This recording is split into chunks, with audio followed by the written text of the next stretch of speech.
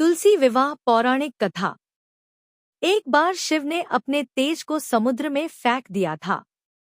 उससे एक महातेजस्वी बालक ने जन्म लिया। यह बालक आगे चलकर जालंधर के नाम से पराक्रमी दैत्य राजा बना। इसकी राजधानी का नाम जालंधर नगरी था। दैत्यराज कालनेमी की कन्या वृंदा का विवाह जालंधर से हुआ। जालंधर महाराक्षस था। अपनी सत्ता के मद में चूर उसने माता लक्ष्मी को पाने की कामना से युद्ध किया, परंतु समुद्र से ही उत्पन्न होने के कारण माता लक्ष्मी ने उसे अपने भाई के रूप में स्वीकार किया। वहां से पराजित होकर वह देवी पार्वती को पाने की लालसा से कैलाश पर्वत पर गया। भगवान देवाधिदेव शिव का ही रूप धरकर माता पार्वती के समीप गया, परंतु मां ने अपने योगबल से उसे तुरंत पहचान लिया तथा वहां से अंतर्ध्यान हो गई। देवी पार्वती ने क्रुद्ध होकर सारा वृतांत भगवान विष्णु को सुनाया। जालंधर की पत्नी वृंदा अत्यंत पतिव्रता स्त्री थी।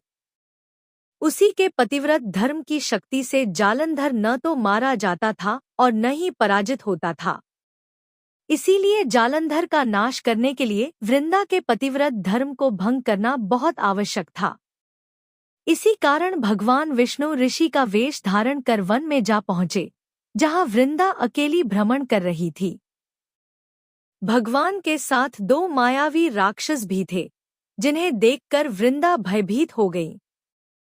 ऋषि ने वृंदा के सामने पल में दोनों को भस्म कर दिया। उनकी शक्ति देखकर वृंदा ने कैलाश पर्वत पर महादेव के साथ युद्ध कर रहे अपने पति जालंधर के बारे में पूछा। ऋषि ने अपने माया जाल से दो वानर प्रकट किए। एक वानर के हाथ में जालंधर का सिर था तथा दूसरे के हाथ में धड़। अपने पति की यह दशा देखकर वृंदा मूर्छित होकर गिर पड़ी। होश में आने पर उन्होंने ऋषि रूपी भगवान से विनती की कि वह उसके पति को जीवित करें।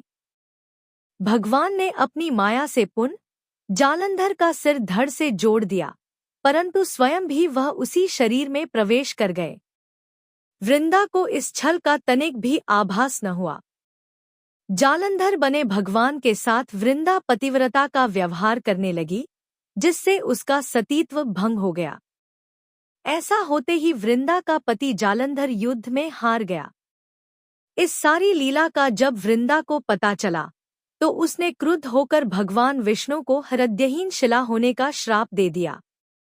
अपने भक्त के श्राप को भगवान विष्णु ने स्वीकार किया और शालिग्राम पत्थर बन गए। सृष्टि के पालनकर्ता के पत्थर बन जाने से ब्रह्मांड में असंतुलन की स्थिति हो गई। यह देखकर सभी देवी देवताओं ने वृंदा से प्रार्थना की वह भगवान विष्णु को श्राप मुक्त कर दे। वृंदा ने भगवान विष्णु को श्राप मुक्त कर स्वयं आत्मदाह कर लिया। जहां वृंदा भस्म हुई, वहां तुलसी का पौधा उगा। भगवान विष्णु ने वृंदा से कहा, हे वृंदा, तुम अपने सतीत्व के कारण मुझे लक्ष्मी से भी अधिक प्रिय हो गई हो। अब तुम तुलसी के रूप में सदा मेरे साथ रहोगी। तब से हर साल कार्तिक महीने के देवउठनी एकादशी का दिन तुलसी विवाह के रूप में मनाया जाता है।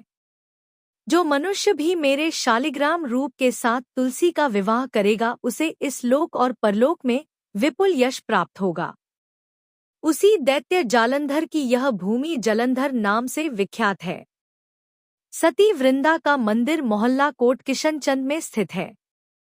कहते हैं कि इस स्थान पर एक प्राचीन गुफा भी थी, जो सीधी हरिद्वार तक जाती थी। सच्चे मन से 40 दिन तक सती वृंदा देवी के मंदिर में पूजा करने से सभी मनोरथ पूर्ण होते हैं। जिस घर में तुलसी होती है, वहां यम के दूत भी अस्मय नहीं जा सकते। मृत्यु के समय जिसके प्राण मंजरी रहित तुलसी और गंगा जल मुख में रखकर निकल जाते हैं, वह पापों से मुक्त होकर वैकुंठ धाम को प्राप्त होता है। जो मनुष्य तुलसी व आंवलों की छाया में अपने पितरों का श्राद्ध करता है, उसके पितर मोक्ष को प्राप्त हो जाते हैं।